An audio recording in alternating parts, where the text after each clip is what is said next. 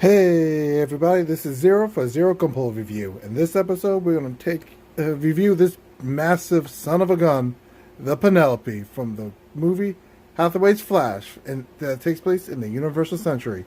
And we're going to cover the positives, the negatives, and everything in between for this massive freaking Gundam. Catch you real soon.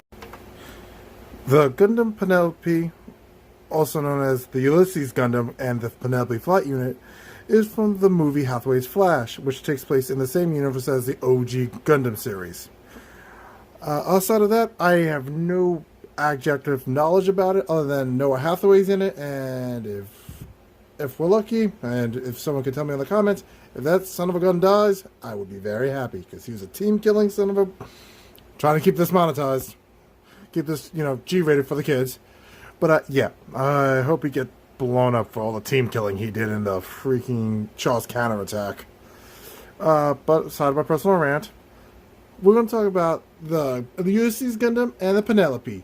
These things are so huge, I'm going to review them both individually, just so I don't take up more time on one than the other. I'm not going to try to combine the two because, one, that is a time hassle. Two, it's a time hassle.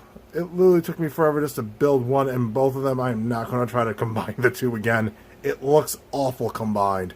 It looks like a giant man wearing a chicken costume. I blame the Penelope for that. The Ulysses looks cool on its own, but the Penelope, not so much. So we're going to start off with the worst of the two, the Penelope, and then we'll talk about the Ulysses.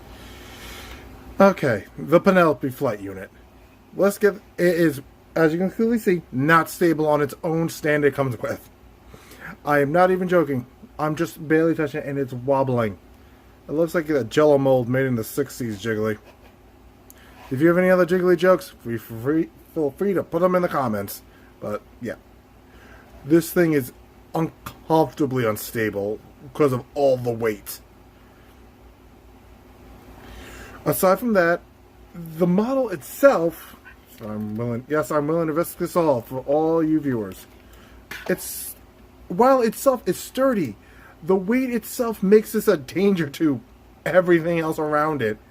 It's so big, it sits on my desk, aka the set you're watching, on its own, because it chews up so much space, and I don't think it would fit anywhere else. Well, it's connected to the Ulysses. Now, excuse me, I'm going to try to connect these back together. Okay, there we go. Jiggly's back to normal. So, as you can see, this definitely does need some panel lining, so if that's your thing, it's great to have. Really into panel lining, or you really have the nerves for it, go for it. Looks awesome panel lined. Aside from that, the Ulysses, the Penelope isn't that bad of a mobile suit on its own, but it is a space killer, and it looks like a giant chicken. A very jiggly chicken. I don't know if it's trying to agree or disagree with me at this point, but it knows what it is. On to its counterpoint, the Ulysses. So the Ulysses automatically has a W for being infinitely superior because beam sword in the shield, always arm blades. I do not know why they never designed more mobile suits like that in any of the Gundam universes, because arm blades are always more logical to me, because, military combat, why waste time digging into the side skirt if you can just shoot a blade from your arm? Aside from that, the beam rifle is really nicely designed, and if you go by the pictures of it, fairly color accurate. And yes, unlike the last video, I did put the sticker in the scope. So, I actually remember this time. Well, when I built this at least. I got this last year, I think Father's Day, around there. Along with that, it is literally the closest thing I had to a master grade before I got into building master grades. It is that bulky, that stable, and that hardy. This alone is a solid mobile suit. Why they decided to pair it up with the Mega Chicken armor is beyond me. So if you do get this, if you like how the Penelope and the Ulysses look combined, more power to you.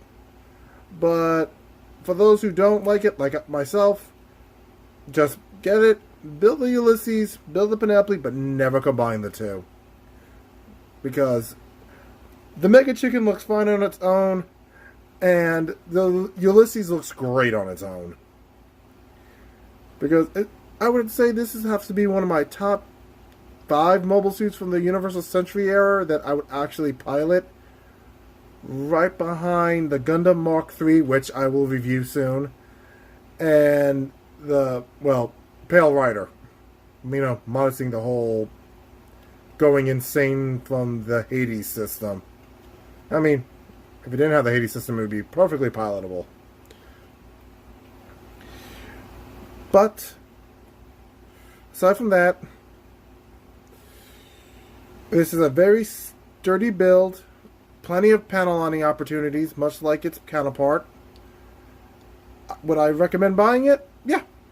But to be fair, I would recommend buying all the mobile suits I have that I've owned or built. Because everyone is his own personal builder. They enjoy that series or that kind of style. I'm not going to try to convince them otherwise. So, thanks for watching. I'll catch you guys in the next video when I will be reviewing one of the many repaints from the Gundam Breaker franchise. Which one it will be? Guess down below. So, and remember to like, comment, and subscribe, and I'll catch you guys in the next video.